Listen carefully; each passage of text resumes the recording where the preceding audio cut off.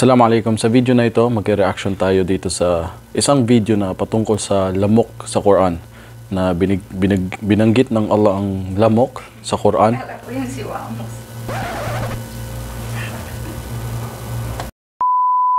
Bali, hindi po yung si Wamos. Sa totoo, hindi po yung si Kim Wamos. Bali,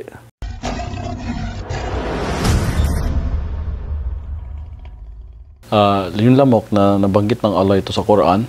Bali, ito palang lamok, imagine mo, sapat na ebidensya para maniwala tayo na ang Qur'an ay galing talaga sa Diyos, galing sa lumikha ng buong sanlibutan, galing sa Allah for short.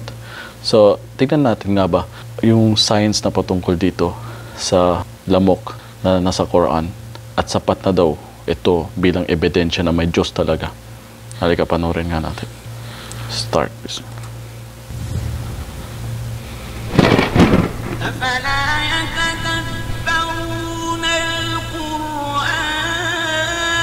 Do they not reflect upon the Quran? Tatanong, hindi ba siya nag-reflect sa Quran? The example of a mosquito. Kahit ako yung bata ako, nagtataka ako anong meron sa lamok? Allah is not ashamed to present a mosquito as an example or anything that is above it. Okay. So dito, indeed, Allah is not ashamed. Katotohanan, hindi kinakaya ng Allah na irepresenta ang lamok as bilang example at kung ano ang nasa taas nito. Anything that above it. So nasa Quran yan. Tingnan natin. As for those who believe, they know that it is the truth from their Lord. But as for those who disbelieve, they say, what did Allah intend by this example? The Quran, chapter 2, verse 26.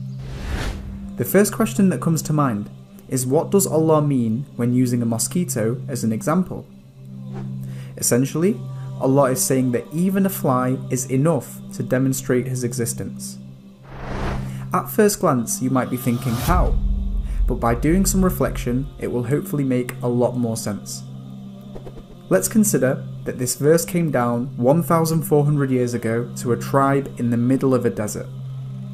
It is only in the last 200 years that science has made huge progress and knowledge has increased like never before.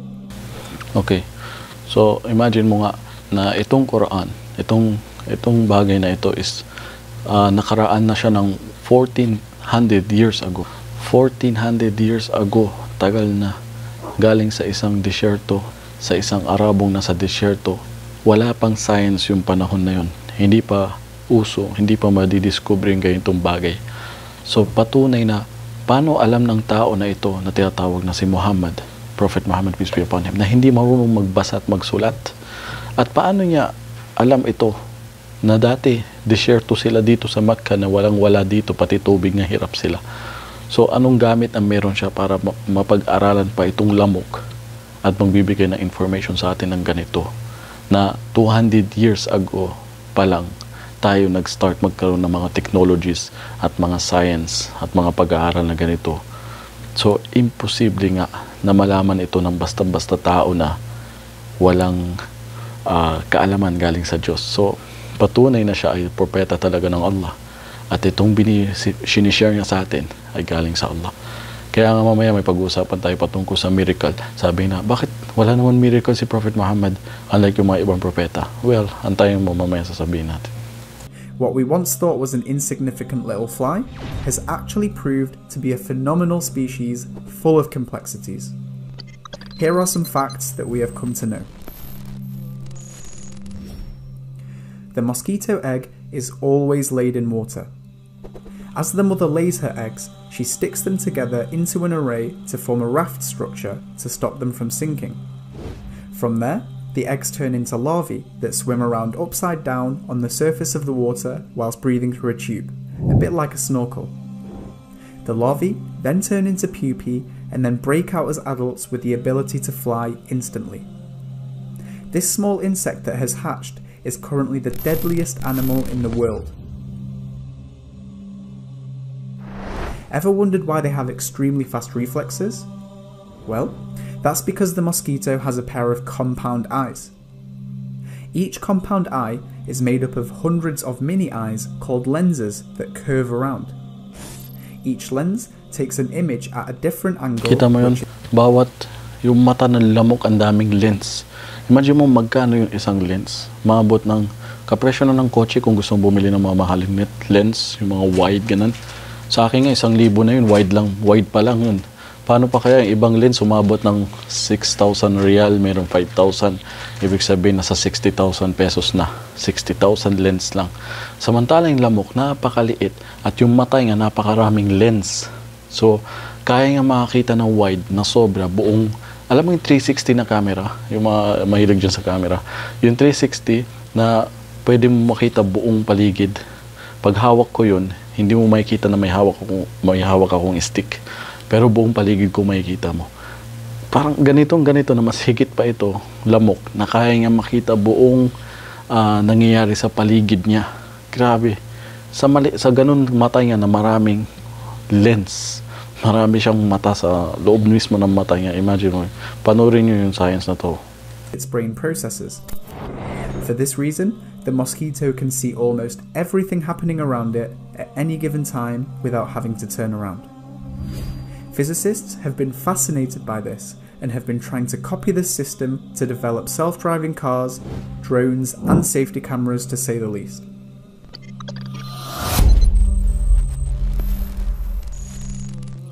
The mosquito uses carbon dioxide Imagine sensors mo, to ngayon detect your kinokopya ng mga breath from up scientists to yung 50 meters away. kung ano yung nakikita nila sa lamok. Once it finds its way into your room, it detects heat from your body to land Layo. exactly where it will start to suck your blood.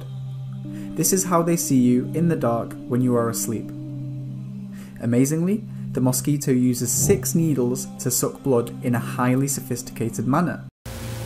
Imagine mo, ngayon ko lang nalaman din to na yung lamok, akala mo isang karayong lang meron sila, isang pantusok lang. Meron pala silang 6 na pantusok. At bawat isa yung karayong na yun, may kanya-kanyang trabaho na ginagawa. So, imagine mo, kaya yung sinasabi ng Allah na ang lamok pa lang is malaking sample na para patunay. Magtataka tayo, ano meron sa lamok? Kung isipin noon panahon, kahit yung mga siguro kasamahan ng propeta, hindi nila maintindihan yun, no? Ano meron sa lamok? In-example ng Allah yung lamok. Ang lit-lit lang yan, walang kwentang bagay. Kung isipin mo, lit ng lamok, anong meron dito? Pero ngayon dahil sa science, pinag-aaralan natin yung lamok kung anong meron. Mamamangha tayo. Bakit binanggit ng Allah yung lamok? Na sapat na para maniwala tayo na talagang may Diyos nga.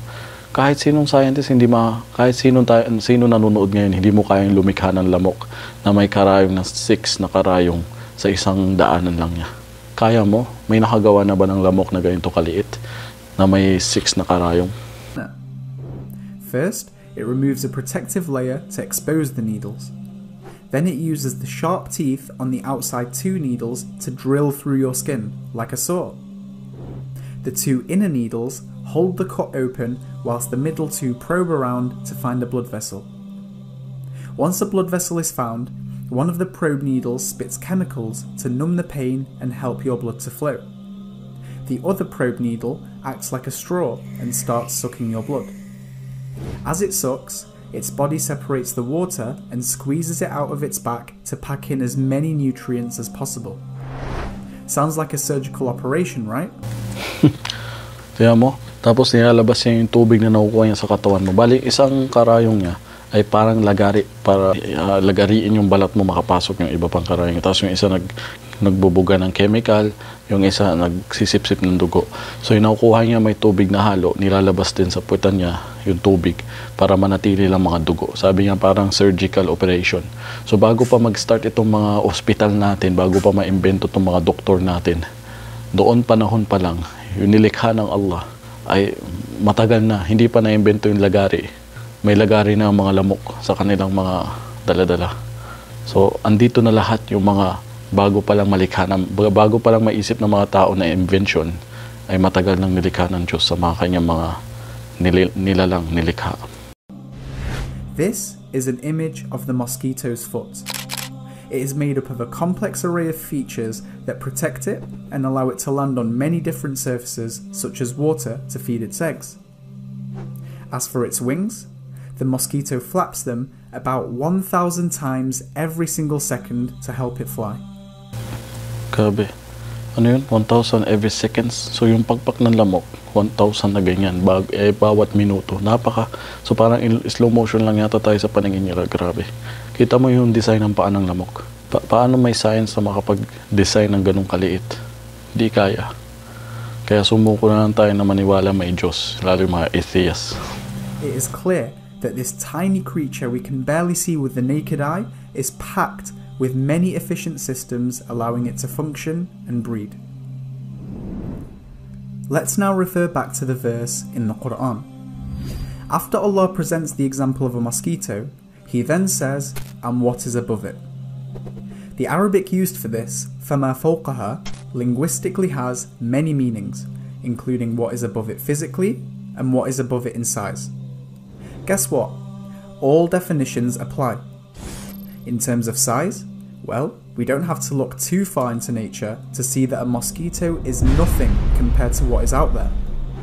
The universe is so complex, yet so perfect, that it is beyond human comprehension. What about above it physically? Well, scientists have discovered that some mosquitoes have tiny larval water mites that live above them as parasites.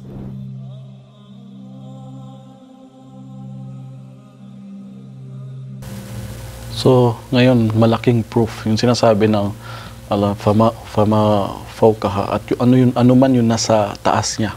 So, pwede din maging dalawang meaning ito na ano ibig sabihin nasa taas. Nasa taas ng lamok.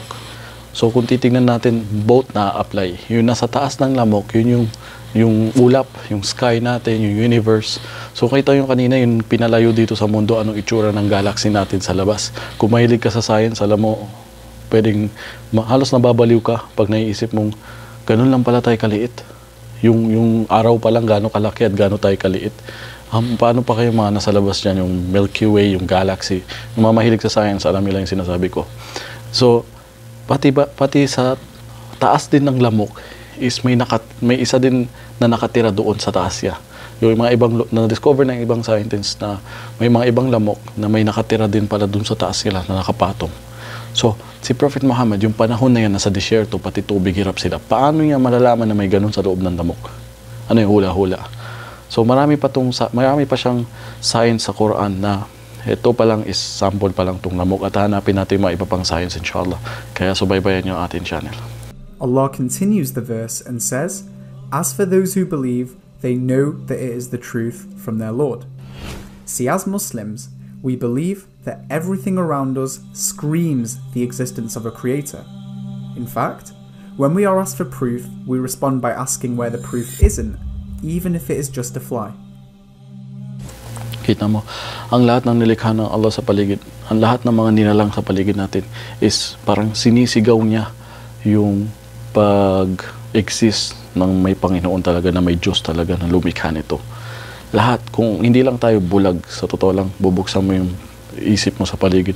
Minsan nga naalala ko yung high school yata, may nagtanong sa akin, naniniwala ka ba may Diyos? Bakit? Nakikita mo ba siya? Tapos, kung isipin mo, hindi mo nakikita yung Diyos.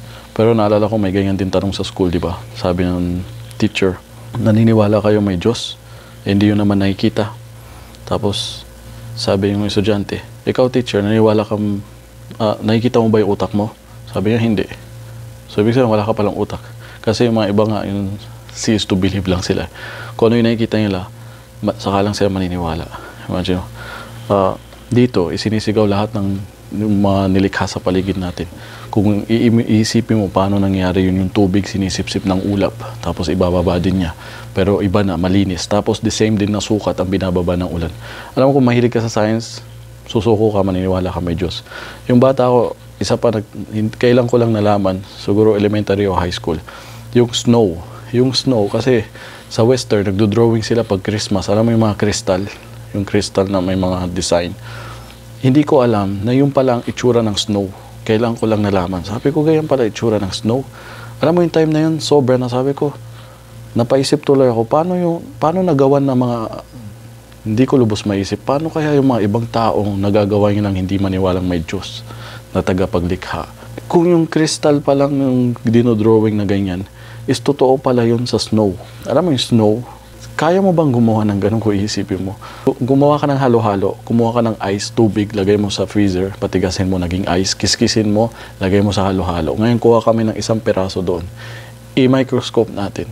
Kung talagang may crystal, kaya mo bang gumawa yung mga ganung crystal na design?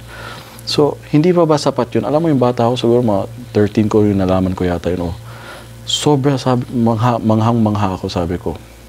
Hindi pwedeng hindi maniwalang may Diyos. Sobra na. Snow na nga lang, nahulog galing sa langit, aapakan mo lang sa sahig na ice. May design pa na ganun.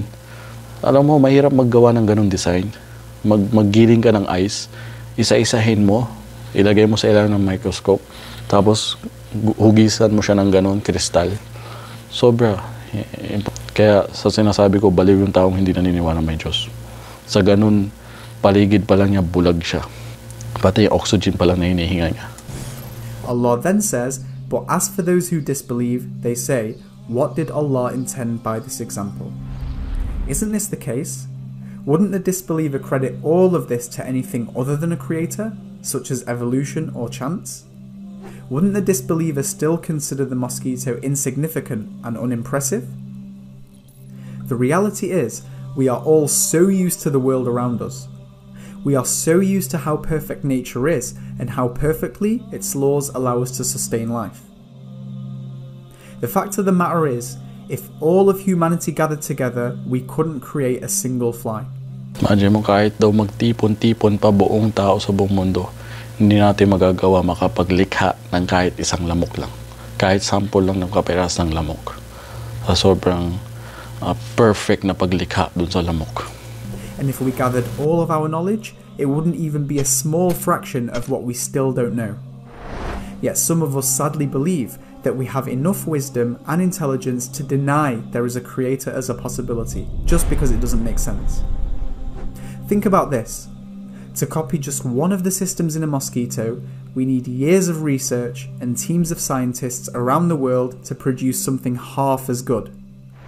Yet the mosquito is lighter than a feather, can hardly be seen, and is jam-packed full of systems and sensors that allow it to live. And remember, the mosquito is only one of millions of different species that are on planet Earth alone, each one having unique characteristics. Isn't this verse so incredibly profound? So baka makapiright tayo dun sa recitation ng Quran. Inulit lang naman yung sinabi ulit dun sa verse. So, isa pa lang ito sa miracle ng Quran na reaction video natin at yung mga iba inshallah at susunod pa. So imagine mo yung mga iba na naghahamon, nagsasabi o nagtatanong, napaka-ignorante. Nasaan yung miracle ni Prophet Muhammad? Konti lang naman miracle niya. Sample pa lang, yung miracle niya na nahati ang buwan. Di ka ba na ano doon? Namamangha? Ang mga scientists may na-discover sila may crack daw doon sa buwan. So saan galing yung crack na yun? Mahaba daw na crack, hati.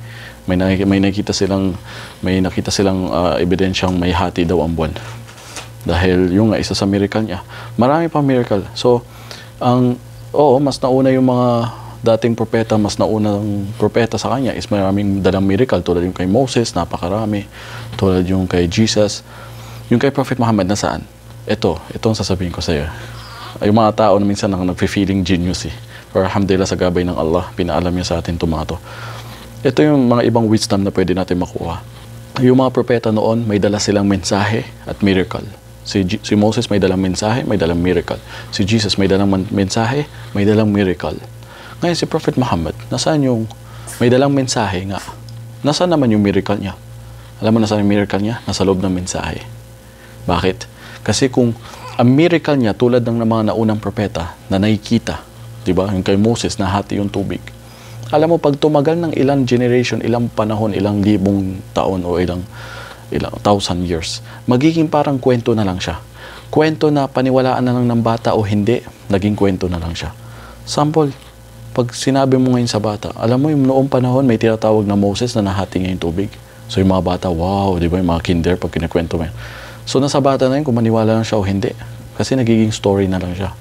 Parang nahi-expire yung kwento, di ba? Habang tumatagal, nagiging kwento na lang siya. Dahil miracle nga siya yung noon panahon na yun. Pero ngayon, hindi na siya miracle para sa ibang tao, nagiging kwento na lang siya. Katulad yung kay Jesus, nakakabuhay ng patay. Ngayon, nagiging kwento na lang siya. Miracle siya yung panahon ni Jesus. Ngayon, Naniniwala pa ba yung tao? May tao bang nag-iisip na, si Jesus nakakapagbuhay ng patay? Nagiging kwento na lang para sa kanya. Si Prophet Muhammad, nasa yung miracle niya? Nasa loob ng Qur'an. Bakit? Dahil ang Qur'an hanggang ngayon, ang miracle andun pa rin. Yung mga miracle nila, parang naging kwento na lang. Pero yung miracle ni Prophet Muhammad, hanggang ngayon, nasa mukha mo pa rin. Bakit ko sinasabi ngayon? Alam mo, punta ka pa lang sa Arabic subject. Arabic subject pa lang, huwag ka muna sa Islamic subject. Arabic muna yung language lang muna, yung Prophet Muhammad. Pag-aralan mo, alam mo ako, sa loob ng 4 years kasama ko yung mga ibang classmate ko na sobrang tindi ng grammar ng Arabic. Ang hirap siyang intindihin, pag-aralan, malalim, hindi basta-basta. So doon ka magtataka, doon kami namamangha habang nag-aaral, sabi ko. Itong grammar pa lang, 2 words, ang sakit sa bangs, sakit sa ulo. 1 oras namin pinag-aaralan, 1 sentence lang. Siguro may mga 5 words lang doon o 3 words, pinag-aaralan namin 1 oras. Paano pa kaya alam niyo Prophet Muhammad to? Doon na kami nagtataka, doon ka mamamangha. Si Prophet Muhammad hindi nakapag-aral, hindi marunong magbasa, hindi marunong magsulat. No, lumaki kasi siya, basahin mo yung history niya, bakit siya ganun. So, lumaki kasi siya, uncle niya nag-alaga sa kanya, wala siyang magulang. So, hindi siya nakapag-aral, hindi siya marunong magbasa at magsulat. Pero paano niya alam to? Kaya doon na din namin naintindihan, sinadya ng Allah talaga na hindi siya marunong magbasa at magsulat kasi itong mga western matatalino, sasabihin na, hindi naman talaga propeta yan Ano yan nakapag-aral, marunong siya marunong siya mag-grammar. Hindi. Napag-aralan nila si Prophet Muhammad, hindi marunong magbasa at magsulat. Paano niya alam itong mga grammar ng Arabic na napakahirap pag-aralan? At hindi lang grammar, yung grammar na yan na nasa Quran ay may miracle.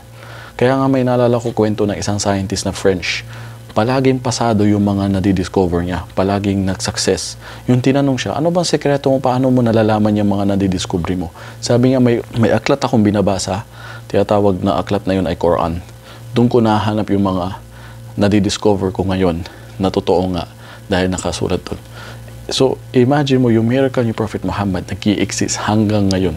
So, kung gusto mo na miracle, na hindi lang kwento, buklatin mo ang Qur'an, tignan mo yung mga evidence dyan at magugulat ka, paano alam ng isang taong taga-desierto na wala lahat sa kanila, walang electric, walang technology.